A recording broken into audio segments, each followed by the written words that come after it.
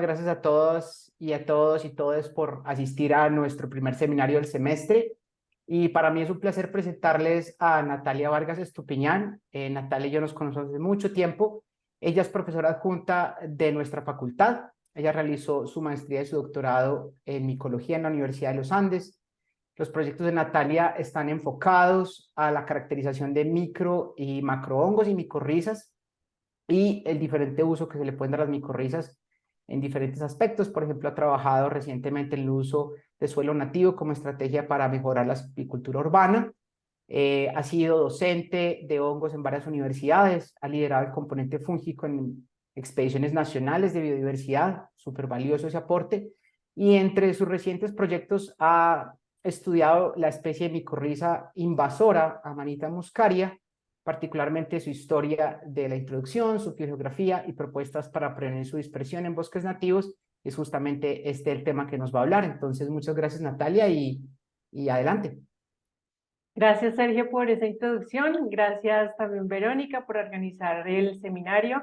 Gracias a la facultad por invitarme a este primer seminario en este semestre. Entonces, como lo dijo Sergio, les voy a hablar, decidí titular esta charla Amanita muscaria introducida en Colombia, cómo evitar el establecimiento de especies exóticas. Acá tenemos una gran imagen de Amanita muscaria, esto creciendo en bosques de roble, que ya les voy a ir contando esta historia de introducción. Pero primero, antes a ver, ya, antes de hablar de todo este tema de introducción, quería mostrarle algo, mostrarles algo de Colombia, de hongos en Colombia en cifras, un proyecto en el que estuvimos trabajando también con el Instituto Humboldt, con Kew Gardens, haciendo una gran revisión de hongos para Colombia. Entonces quiero mostrarles algunas cifras.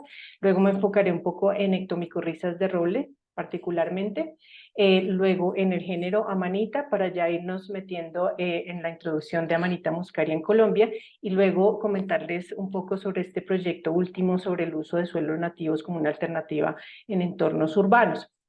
Entonces, algo sobre hongos en Colombia, la investigación en hongos en Colombia, pues hay diferentes líneas de investigación, particularmente de los centros y laboratorios y centros de investigación en donde más se trabajan, de las líneas que más se trabajan están en biodiversidad y ecología, biotecnología también, bioprospección, micología médica. Hay diferentes otros institutos, centros de investigación que también trabajan con micorrizas, con control biológico, y a pesar pues de que somos un grupo pequeño, aquí tenemos 1.66% de ese grupo, de grupos de investigación comparado a otros grupos que trabajan, por ejemplo, con plantas, con animales. Somos un pequeño grupo, pero hay un buen crecimiento de líneas de investigación y de grupos en micología en Colombia. Y sobre las diferentes listas que hay, los diferentes registros en colecciones biológicas y literatura que hay con respecto a hongos, nosotros en un gran esfuerzo que hicimos varios micólogos, lo que hicimos fue recopilar toda esta información y ponerla en un gran catálogo, el catálogo de hongos de Colombia, en donde aproximadamente unas 7.232 especies fueron como catalogadas. Entre estas, pues todas estas especies quedaron en una plataforma que se llama colfungi.org, en donde pues uno pone el nombre aquí científico y incluimos información sobre taxonomía, sobre información pues, general de su distribución, descripciones morfológicas, sus potenciales usos. Aquí tenemos el ejemplo de Macrolepiota colombiana, que es usada como comestible en diferentes comunidades rurales en Boyacá. Entonces, hay una gran plataforma en donde están consignadas todas estas especies y fue un gran esfuerzo por poner como la micología, pues los hongos en una visión pues, nacional y también internacional. Sobre números que tenemos de hongos verdaderos, 7.232 especies, y claramente como de la mano con los hongos se han estudiado otros organismos similares a hongos, dentro de ellos, por ejemplo, los zoomicetes, que son patógenos de plantas, también los mixomicetes. En total son aproximadamente unas 7.267 bueno, especies, pero entre ellos los hongos verdaderos, 7.232, entre ellos están diferentes grupos ecológicos como los organismos simbióticos mutualistas, como líquenes. Hay un gran número de registro de líquenes, se ha trabajado durante mucho tiempo, y esto por ejemplo, con catálogos de plantas en donde normalmente se incluyen líquenes. Entonces el número de líquenes es bastante grande de registros. Ectomicorrizas también, micorrizas arbusculares, también de endófitos. En este gran catálogo de hongos se incluyen claramente los hongos saprótrofos, descomponedores de madera, de hojarasca, pues, que crecen también en suelo. Y patógenos también están en su gran mayoría registros de patógenos de plantas, patógenos de animales, parásitos de líquenes y otros como parásitos o bueno, micoparásitos que parasitan otros hongos. Y con respecto a las ectomicorrizas, en los bosques de roble, estos bosques de roble que establecen relaciones simbióticas entre el micelio de los hongos y las raíces de las plantas, permitiendo un intercambio de nutrientes, particularmente de nitrógeno, fósforo hacia la planta provee de esta fuente de carbono. Aquí tenemos la imagen de una una raicilla desnuda sin la interacción con el hongo, y a medida que se establece la interacción, entonces vemos cómo empieza a crecer, pues hay un crecimiento intercelular de hifas del hongo entre las células radiculares, y poco a poco se empiezan a formar unas capas de hifas alrededor de la raicilla, generando este manto que es muy característico de las diferentes especies que pueden interactuar con diferentes familias de plantas, ¿no? Diferentes especies de plantas. Entonces aquí tenemos ese morfotipo particular de un manto creciendo en las raicillas en este caso de plantas. Algunos de los géneros más comunes que uno ve, por ejemplo, en estos bosques, el género Amanita, el género Rúsula, Portinarius, Lactarius, algunos también boletales, es de los que más, de las familias que más tienen registros en Colombia. Pero además también los bosques de roble, además de establecer esta relación simbiótica con hongos micorrízicos, ectomicorrízicos, también los establecen con hongos micorrízicos arbusculares, que son los que realmente pueden penetrar las células y generar diferentes estructuras como los arbúsculos, donde ocurre ese intercambio, y otras estructuras de almacenamiento, como por ejemplo las vesículas. Este es un gráfico que muestra entonces en las diferentes familias. Se han reportado aproximadamente 119 especies de hongos ectomicorrízicos asociados a roble. Esta fue una revisión que hicimos sobre hongos específicamente de roble. Las familias con mayor número de especies son la boletácea, o sea, estos hongos que tienen poros, bueno, tubos en realidad, son cuerpos fructíferos carnosos, tienen tubos en su himenóforo donde se producen las esporas. La familia Rusulaceae también es de las que tiene mayor registro en el país, y la familia Amanitaceae, que es de las que ahorita ya les voy a hablar un poquito más, con el género Amanita, que está distribuido pues en bosques de roble, pero pues también hay en otros bosques, por ejemplo, del Amazonas, pero particularmente como estamos hablando de bosque de roble nativo, esta familia con el género Amanita es de las que más registros tienen para el país.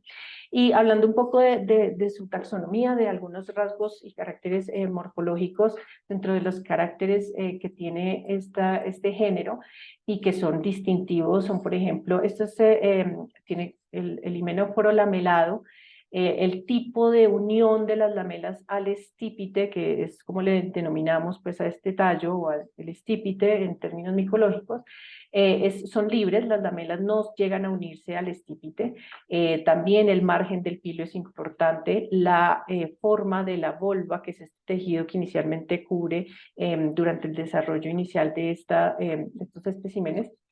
La forma de esa volva es muy importante, en forma de saco, en forma limbada, que presenta como una membrana en todo este borde o en forma de parches cónicos y de otras morfologías.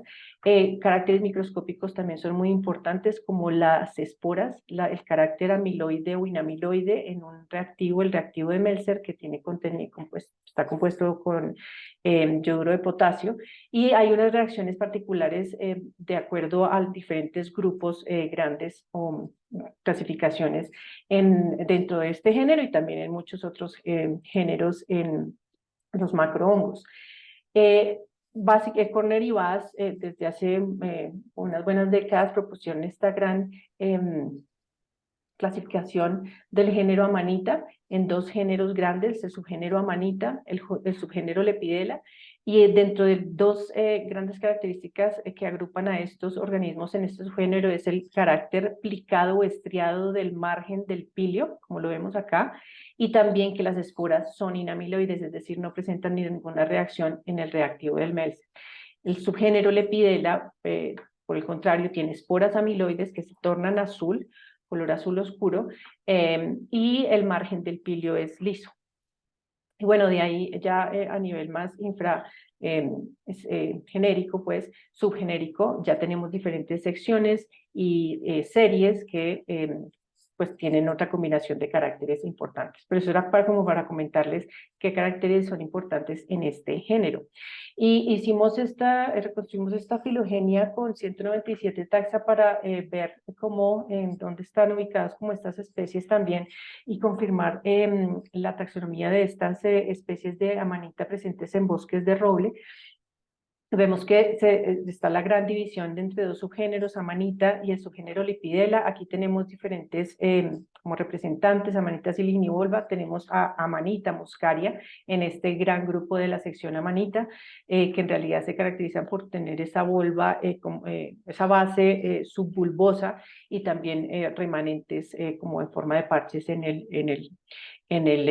la volva. Silinivolva tiene una membrana más como limbada, y estas especies de la sección vaginata que tiene una volva en forma de saco.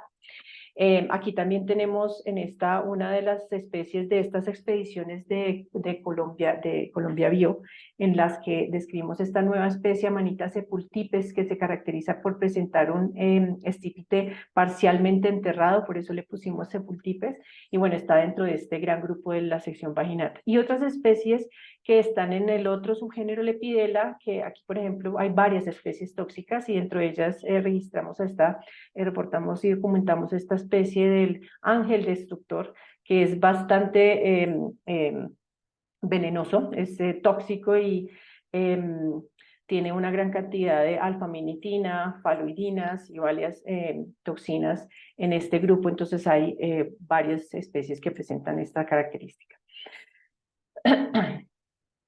Y bueno, con respecto a filogeografía de estas ectomicorrizas, hay estudios biogeográficos que sugieren que hay una comigración de las especies ectomicorrízicas desde el norte, ¿cierto? Con sus hospederos de roble, pasando por todo Norteamérica y pues llegando aquí a los Andes colombianos, en donde el Quercus humboldti es la especie de roble con la distribución más al sur. Se propone una distribución entonces de norte a sur de estas especies ectomicorrizas. Hay muchas especies ectomicorrízicas presentes aquí en los Andes colombianos y en todas las Centroamérica, Norteamérica, que se comparten. Entonces ahí se sugiere esa comigración con el hospedero. Y de las especies colombianas que estuvimos trabajando en esta revisión taxonómica, pues quisimos incluir más especies, más especímenes incluidos desde el NCBI, de las secuencias que había. Y vemos que para las especies pues, que están asociados a los bosques de roble, por ejemplo, como esta Amanita flavoconia, Amanita citrina, tienen su grupo más cercano es con especímenes de Norteamérica, particularmente de Estados Unidos, de Canadá. Aquí también vemos cómo citrina está particularmente más asociado y más cercano con especímenes de Norteamérica. Bien. ¿Qué pasa con... bueno, en estas filogenias datadas también nos damos cuenta de que los puntos de divergencia casi que coinciden durante el Mioceno, la separación por lo menos con las especímenes de Norteamérica. Para Quercus humboldti también vemos que los puntos de divergencia con especies de Norteamérica también ocurren durante el Mioceno aproximadamente, cosa que pues, coincide con esta separación también de su simbionte ectomicorrícico. ¿Qué ocurre con estas especies colectadas en plantaciones? Que durante este estudio pues también tuvimos en cuenta estas Amanita muscaria, Amanita rubescens, que crecen asociadas a Pino pátula particularmente.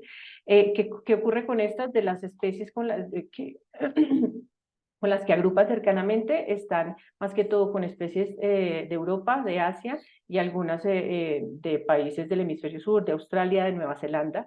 Esto también ocurre para Amanita rubescens. Ellas no están más cercanamente relacionadas como ocurre con aquellas amanitas asociadas a roble. Entonces, bueno, las especies de amanita colombianas están recolectadas en roble nativo y Quercus humboldti no se han separado de las poblaciones, o sea, tienen una cercanía a especímenes, individuos de América del Norte, Norteamérica. Amanita rubescens y Amanita muscaria tienen más cercanía, están más cercanamente relacionados con individuos de Europa y de Asia. Y bueno, ¿qué sabemos con respecto al origen de Amanita muscaria? Es nativo de bosques boreales y templados en el hemisferio norte. Se propusieron 3 clados, de acuerdo a Oda y colaboradores y Gemmel y colaboradores, y además la población de Alaska es de las poblaciones que presenta la mayor diversidad genética. Entonces se propone que esta es la población ancestral que ocurre en Alaska, y de allí entonces se proponen estos 3 clados: el clado 1 que migró a Norteamérica, el clado 2 y 3 que migraron a Europa y a Asia. Pero Amanita muscaria es introducida, se ha introducido en diferentes países en el hemisferio sur, se considera como una especie introducida en países del hemisferio sur.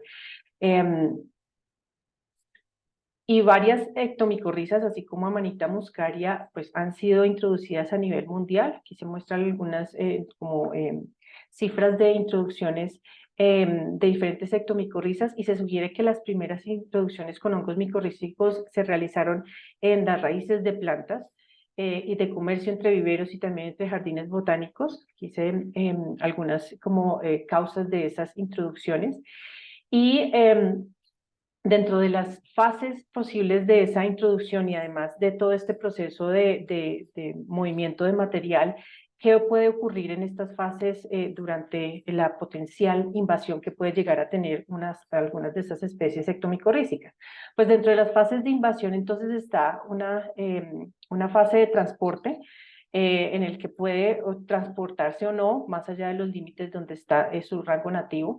Ya cuando es introducida, entonces son individuos que son liberados en un nuevo ambiente, un establecimiento que implica es la sobrevivencia de estos individuos en áreas, en zonas silvestres, pero aquí en este caso puede que todavía no se estén reproduciendo. En un caso ya cuando empiezan a pasar esta barrera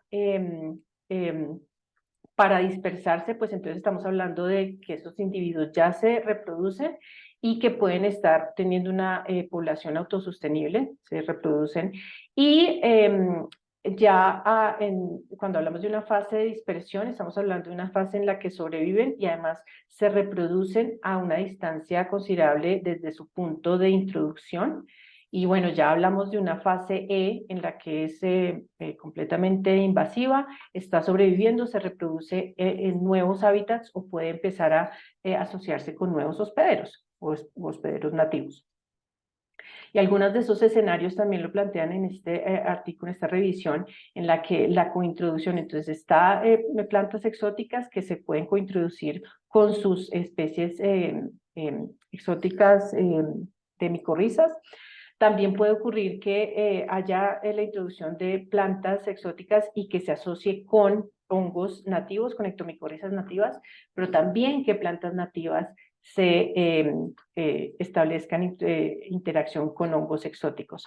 Asimismo, pueden haber hongos que son exóticos tanto para la planta exótica como para la planta nativa. Entonces, y hay otros más escenarios, pero estos son algunos de los escenarios que pueden presentarse cuando ocurren estas cointroducciones de plantas exóticas con sus ectomicorrizas. Y el género pino, el género Pinus es de los géneros más invasivos dentro de los arbustos y árboles. Las plantaciones de pino en el hemisferio sur están dominadas por hongos ectomicorrízicos no nativos, que inicialmente estaban pues ausentes en muchas áreas de estos países del sur. La ausencia de estos mutualistas fue una limitación importante en las primeras introducciones de estas plantaciones de pino, y después de esto que se conoció que esta interacción y esta cointroducción con su ectomicorriza le facilitaba y daba como ese éxito de introducción y establecimiento. Entonces, en Colombia, Amanita muscaria, pues nos planteamos, después de que encontramos que Amanita muscaria está más cercanamente relacionada con individuos de Europa y de Asia, pues entonces saber cuál es el origen de introducción de la especie en Colombia, qué factores están relacionados con respecto a la historia de introducción y de movimiento de material vegetal, y saber si Amanita muscaria cumple con estos criterios de probablemente ser una especie invasora. Esto lo trabajamos con el Laboratorio de Micología y Fitopatología de la Universidad de los Andes y con Anne Pringle en la Universidad de Wisconsin, quien ha venido trabajando bastante con especies ectomicorrízicas invasoras. Y bueno, dentro de la distribución del pino pátula en Colombia, pues está en las plantaciones, están en todos los Andes colombianos, ¿cierto? Estos son registros del GBIF, y los registros de Amanita muscaria coinciden también con estas plantaciones, pues con donde están introducidos estos pinos. ¿Qué planteamos en este artículo? Pues aquí, como lo vimos anteriormente, tenemos especímenes de Amanita muscaria creciendo en pino, pero particularmente nos llama la atención algo, y es que está creciendo también en bosques de roble que es un volti nativo. Aquí entonces vemos, este es un bosque de roble en donde encontramos una gran cantidad de fructificaciones de Amanita muscaria, como la imagen que veíamos al principio de la presentación, y algunas plantaciones de pino, acá con con esporocarpos de Amanita en plantaciones de pino. Vemos que la distancia, todo esto son bosques de roble, que estuvimos como revisando esta zona, y en realidad el establecimiento de estas poblaciones de Amanita muscaria en roble están a una distancia como considerable de su mayor de 100 metros desde su punto de introducción o de introducción con su plantación exótica. Entonces, probablemente Amanita muscaria es introducida con éxito. ¿Y por qué?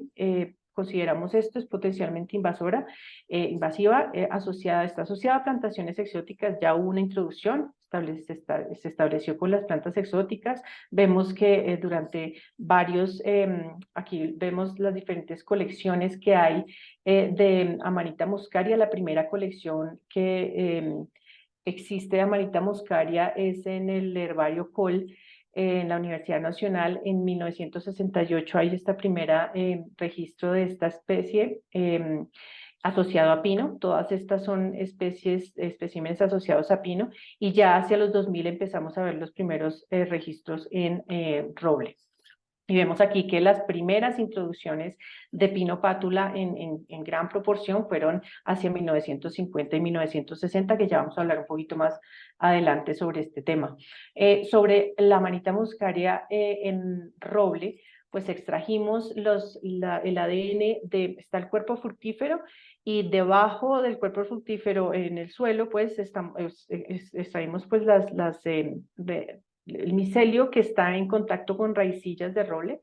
Estas son raicillas de roble colonizadas, como vemos acá, con el manto de Amanita muscaria.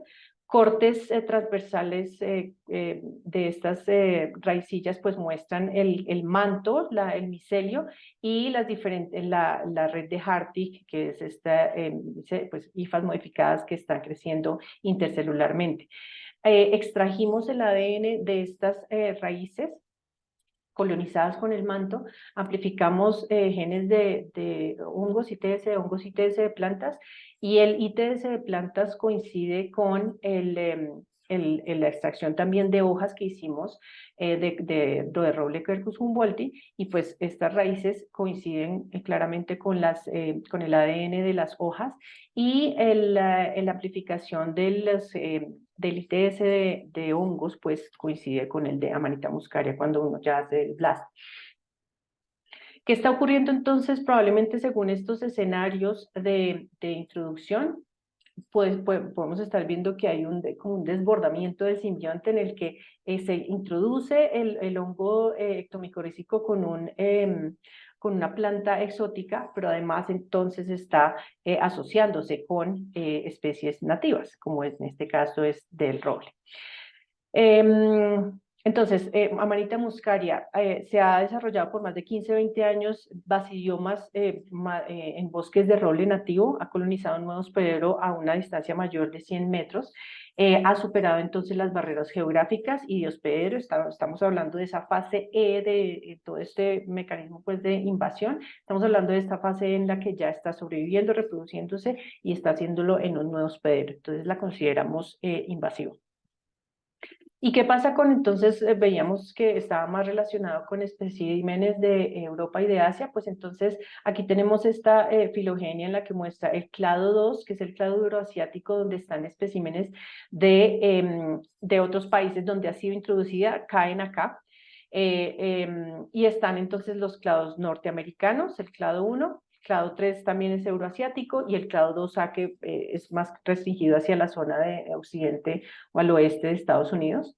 Entonces aquí tenemos nuestras muestras de Colombia con otras muestras tanto de países europeos como de países en donde ha sido introducido. Los haplotipos A y J son los más comunes en estos en estas poblaciones que han sido introducidas y el haplotipo A está disperso pues en toda Alaska, en Europa y pues aquí en Colombia también es de los que están pues, del haplotipo más común en los Andes colombianos. Las muestras de pino pátula, de las colecciones que están de cuerpos fructíferos de pino pátula y de roble, están acá en el clado euroasiático. Entonces, algunos de los eventos relacionados con la introducción de pino pátula y de Amanita muscaria, pues hicimos una revisión de literatura en Fede Maderas, con toda esta literatura pues, que hay de plantaciones en Colombia. Y pues en toda esta revisión sabemos que hacia 1900 hubo una gran explotación intensiva de bosque nativo. Para mitigar esa deforestación se empezaron a introducir plantaciones de pino como mecanismo de reforestar hacia 1950 y 60. Se empiezan a ver todas estas introducciones también de Eucalyptus grandis también está acá. Y encontramos en la literatura que revisamos que estas importaciones de plantas, de plántulas, de suelos también, de semillas, se ha hecho de países, a partir de países del sur de África, de Malawi, de Zimbabue, de varios países en Sudáfrica. Entonces, Amanita muscaria en Colombia está claramente ligada a las plantaciones, como lo vimos acá en diferentes colecciones asociadas a pino pátula y algunas de las, como un esquema que muestra rápidamente qué es lo que está ocurriendo con esta introducción. Pues el pino pátula originariamente es de México, ¿sí? Su rango geográfico como nativo es en México. Sabemos que Amanita muscaria y de la amanita que tenemos aquí en Colombia pertenece a este clado 2, o sea, es del clado que viene de Europa o de Asia. Hacia 1700, siglo XVIII, hubo mucho movimiento de material, también está registrado en literatura de pino pátula hacia Europa. Y de Europa, pues sabemos también que mucho movimiento de material vegetal por todo el comercio hacia la India, mucha parada aquí en países de Sudáfrica y también de reforestación desde Europa a África. Pues claramente hubo mucho movimiento de material, de suelos. Entonces, en algún punto, el pino pátula con Amanita muscaria se encuentran en Europa, se encuentran en Sudáfrica y nosotros en 1950-60 estamos importando esas semillas, esas plántulas a Colombia y ahí es donde tenemos esta como gran interacción que hay porque estamos teniendo dos orígenes distintos, ¿no? Entonces esta es la hipótesis que planteamos de introducción relacionado con los eventos de introducción de esta cointroducción de plantas de pino y eucalipto. Pues también eucalipto se trae desde allá, desde Sudáfrica.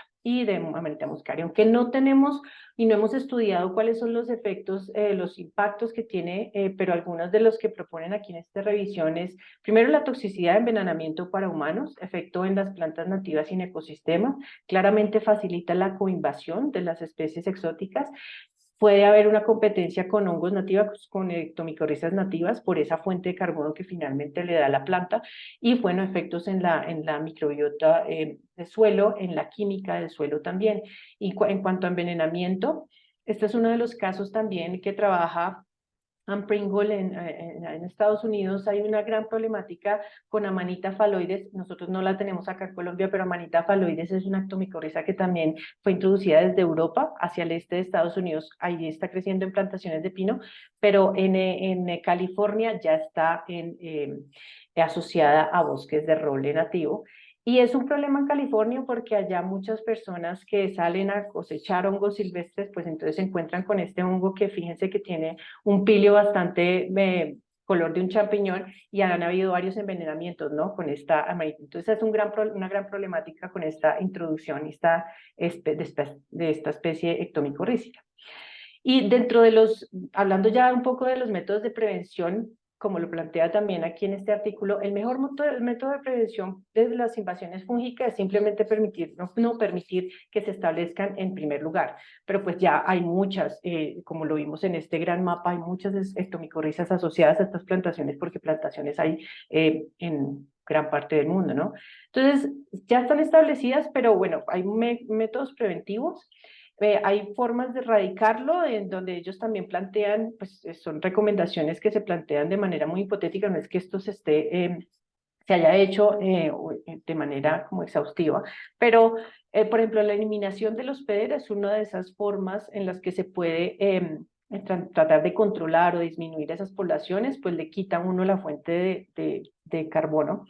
La remoción manual de los cuerpos fructíferos antes de que maduren y liberen las esporas. La idea sería tener esos primordios, removerlos manualmente, pues para empezar a disminuir esas poblaciones. Se sabe que, por ejemplo, con especies silvestres que son nativas en países donde consumen estas especies, a medida que anualmente van colectando esas especies, las poblaciones empiezan a reducirse. Entonces esto es como tratando de ver también el caso de las especies comestibles, uno puede llegar a disminuir esas poblaciones con remoción manual.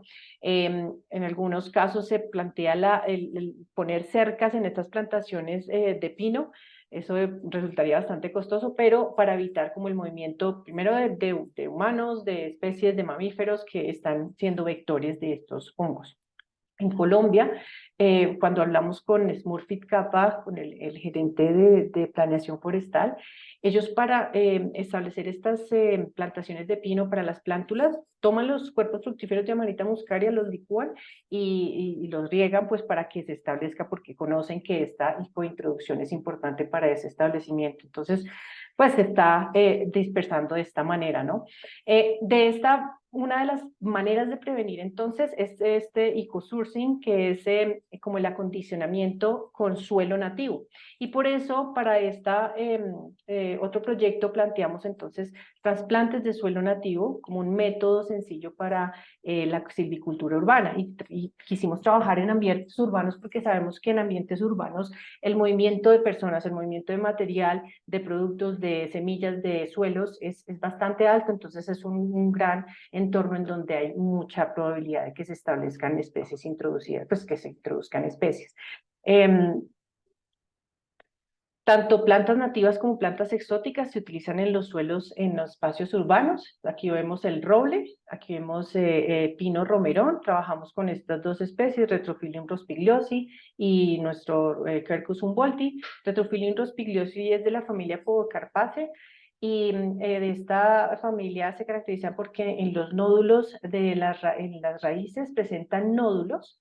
Ellos, a diferencia de roble, pues no a diferencia porque el roble también establece con micorrizas arbusculares, pero en esos nódulos están principalmente micorrizas arbusculares, aquellas que penetran las células radiculares. Entonces trabajamos con estos dos hospederos.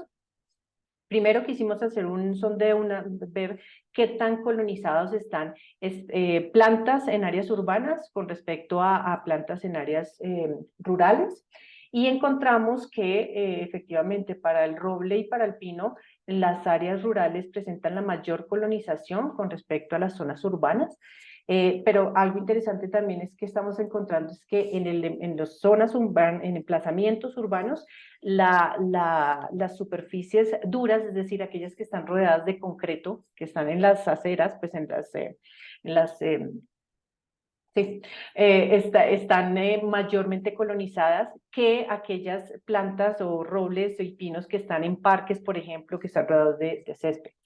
Estas son algunas de las estructuras que podemos observar para roble con sus ectomicorrizas o también formación de endomicorrizas. Y estos son los nódulos que les mencionaba del Retrophyllum rospigliosi que tiene, del pino romerón, que tiene estructuras de micorriza arbuscular. Aquí vemos algunas esporas, arbúsculos y también vesículas.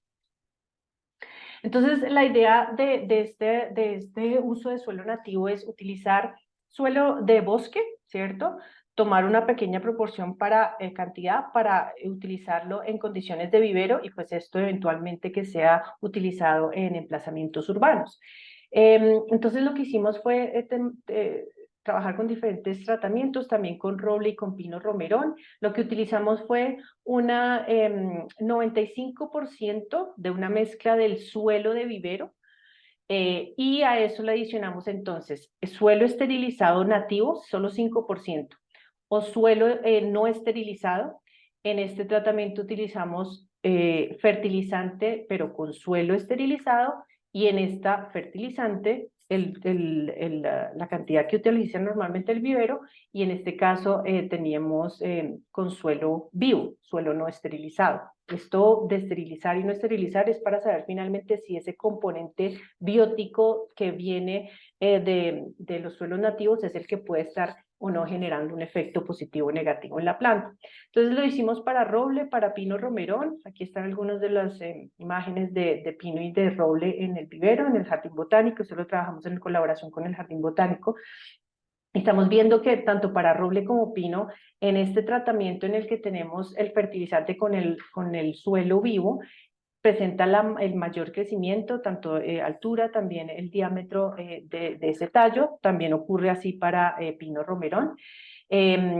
Muy lento está en el caso de solamente el suelo vivo sin el fertilizante. Entonces aquí vemos algunos como crecimientos de esta combinación de fertilizante con suelo nativo. Cuando en este punto, nosotros como seguimos el mismo régimen que utiliza el jardín botánico, ellos normalmente aplican de nuevo fertilizante, y cuando aplicamos fertilizante, vemos que este tratamiento con el fertilizante y el suelo esterilizado pues tienen un gran crecimiento, o sea, lo aprovecha en este caso. Pero las diferencias significativas que vimos fueron con respecto a estas plantas de fertilizante con suelo vivo, y diferencias con el control y con el que tiene suelo nativo sin el fertilizante. Cuando hacemos el análisis de colonización en roble, pues estamos viendo que para estas plantas que tienen el suelo nativo esterilizado, tanto del control como este de fertilizante, estamos viendo un morfotipo que predomina en las raicillas de roble, y la fructificación de estos cuerpos fructíferos son comunes en estas maticas con el roble. Esta es una especie que se llama Lacaria tortilis, es una especie europea, es una especie que está asociada a plantaciones exóticas pues que vienen introducidas acá. Entonces, para estos dos tratamientos que tienen el suelo nativo esterilizado, estamos viendo esa gran dominancia con la colonización de este morfotipo. Pero cuando tenemos estos dos que tienen suelo nativo vivo, pues vemos otros morfotipos, ¿cierto? Y disminuye mucho esa proporción pues de colonización de esta especie que es probablemente que viene del suelo del vivero. Y antes de esto, creo que me olvidé mencionar, el suelo del vivero utiliza pues el suelo que está circundante, ¿cierto? Y en el vivero hay muchas plantas de pino, muchas plantas de eucalipto, entonces estos suelos de vivero están acondicionados con esas plantaciones, ¿no? Están siendo acondicionados y estos microorganismos, estas micorrizas, pues se está viendo allí. También en los emplazamientos duros durante pues cuando estábamos midiendo urbano con rural, encontramos también a Scleroderma aurolatum, que es una especie ectomicorrízica descrita y que pues tiene su distribución más que todo en Europa. Entonces hay una gran cantidad de especies que por manejo de suelos que están acondicionados más bien por especies exóticas, pues se están utilizando en estos emplazamientos y en la plantación urbana. Entonces, pues sabemos que los robles y los pinos con estos tratamientos encontramos que el fertilizante y el suelo nativo muestran un mayor crecimiento, entonces está ayudando. ¿Por qué no quisimos quitar el fertilizante? Lo quisimos hacer de acuerdo a inicialmente como lo hace el jardín botánico, y estamos probando ya otros ensayos,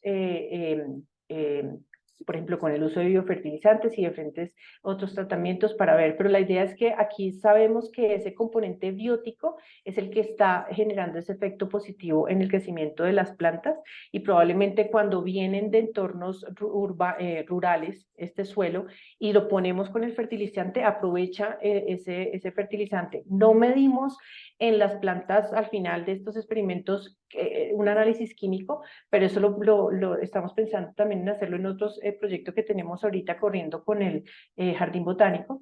Pero bueno, nuestros hallazgos sugieren eso, que esa estrategia para facilitar el crecimiento de árboles en ciudades y prevenir el establecimiento de especies exóticas puede empezar a ayudar a, por lo menos, está disminuyendo esa colonización de otras especies que pueden estar acondicionadas en estos sitios, por ejemplo, como en el vivero. Como lo plantea Kennedy y Bruns, la inoculación temprana en plántulas con especies nativas puede prevenir o reducir un poco esa colonización con especies potencialmente invasoras. ¿Qué perspectivas planteamos como a futuro? Porque pues estamos utilizando suelo nativo, pero si nosotros vamos a hablar de algo a gran magnitud como es la ciudad de Bogotá y plantando, y si queremos implementar esto en varias especies nativas, pues tocaría ir al bosque y ese 5% se convierte en algo muy grande. Pues lo que queremos entonces y lo que planteamos es que en los suelos del vivero hayan plantas nativas más que todo, la eliminación gradual de estas especies exóticas que están acondicionando esos suelos, y pues que estas especies nativas tengan inicialmente este suelo nativo en donde van a acondicionar con sus microorganismos, esto que se llama la retroalimentación planta-suelo, y que esto vaya siendo como esa inóculo nativo que se puede utilizar pues potencialmente en especies para plantar en emplazamientos urbanos.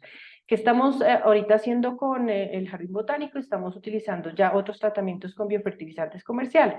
Los biofertilizantes comerciales, a pesar de ser una alternativa para los fertilizantes químicos, muchas veces estos son importados y no sabemos estos qué contienen, qué hongos, qué microorganismos contienen, y que son aislados de otras regiones geográficas donde no hay, pues diferentes a donde van a ser utilizadas.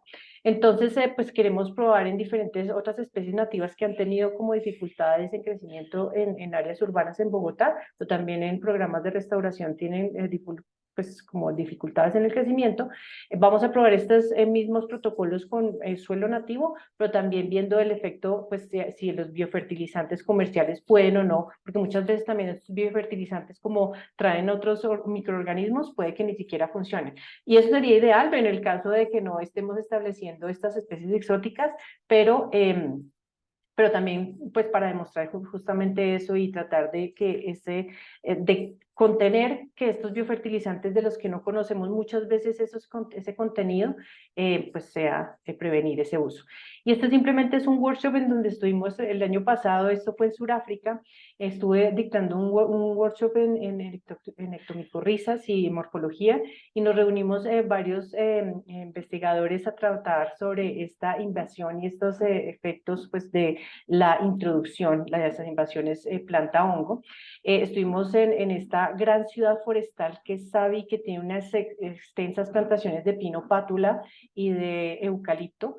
Y bueno, algunas de las preguntas que surgen como después de este taller y que se pueden trabajar de manera local es, pues, ¿cuál es la historia de introducción de especies ictomicorrízicas? ¿Cuántas veces han sido introducidas en el área donde puede llegar a ocurrir una invasión? ¿Cuáles podrían ser esos efectos potenciales de especies invasoras en las comunidades nativas de hongos? ¿Qué factores promueven esa propagación? Y pues hacer un análisis de genética de poblaciones comparando los individuos en poblaciones en el área nativa con respecto a las áreas introducidas. Natalia, discúlpame interrumpirte, pero ya nos Sí, quedan me acaba de pocos sonar. minutos. Sí, perfecto, Ya listo. acabé. Listo, excelente. Perfecto. Gracias. Bueno, muchísimas gracias, profesora Natalia. Me gustaría saber si tenemos algunas preguntas que quieran hacerle directamente a la profesora. Por favor, pueden levantar la mano. Sí, por acá tenemos una. Profesor, Sí, yo tengo varias preguntas, pero voy a hacer solamente una. Natalia, muchísimas gracias por la presentación, súper interesante. Recuérdame entonces cuál es el clado de amarita que está en Alaska y migra a Norteamérica. ¿Es el clado 2 o 3? El clado 1 Es verde, es el clado 1, ok. es el clado 1 el que migra a Norteamérica, sí. Ah, listo. Entonces, mi pregunta es, esas entonces especies de pino pátula que sacan de México y se llevan para Europa, ¿ella ya entonces tiene la amarita de ese clado o ella se infecta es cuando la siembran en Europa y la bajan a Sudáfrica? Eso es algo que no hemos respondido, Ah, ok. pero pero pino pátula con pino pátula tiene micorriza del clado norteamericano, Ah, ¿sí? ok. ¿Sí? Entonces, parece que en este movimiento y en ese encuentro con el clado euroasiático, ahí hay un gran vacío que no tenemos, o sea, no conocemos. Ya, ok. Y entonces, digamos, en este momento no sabemos en nuestro caso, o sea, o si ya empezaron a estudiar competencia entre las micorrizas de amarita y especies nativas por la coinfección de cuerpos, no sabemos. No sabemos todavía, estamos apenas como empezando a reconstruir como de dónde vienen estas introducciones, como esas relaciones, pero los impactos, justamente hablábamos en este taller de empezar a trabajar localmente con eso, por ejemplo en Nueva Zelanda y en Australia donde también es introducida, allá hay unos protocolos como de priorización porque sí han visto Amanita muscaria creciendo en muchos otros bosques nativos. Ah, wow. Ujú. Listo. Gracias. Listo. muchas gracias, profesores. Tal vez alguna otra persona quisiera intervenir o hacerle una pregunta a la profesora Natalia. No veo por aquí manos levantadas y tampoco en el chat. Pero permítanos recordarles que esta presentación ustedes la pueden volver a ver en nuestro canal de YouTube y les compartiremos respectivamente las memorias para que eh, la compartan con otros posibles interesados. Profesor Sergio, le doy la palabra para que por favor despida a nuestra invitada y agradecemos nuevamente a todos por su participación y esperamos encontrarlos en el próximo seminario de investigación el 25 de agosto. Natalia, muchísimas gracias por tu presentación. Muy interesante esta migración de la filogeografía. El tema de especies invasoras no es, digamos, un tema muy caliente aquí en Colombia y me parece que sí es muy importante que este tipo de investigaciones resalten esta temática y sobre todo también esta parte, digamos, de cómo eso nos afecta en nuestros ecosistemas urbanos. Muchísimas gracias, Natalia. Muchísimas gracias a todos por su participación. Y los esperamos en nuestra próxima conferencia, que es el 25 de agosto, y ya les estaremos enviando toda la publicidad. Gracias a todos, gracias Natalia, gracias Verónica, y que pasen Gracias a un feliz ustedes. día. Chao. Chao.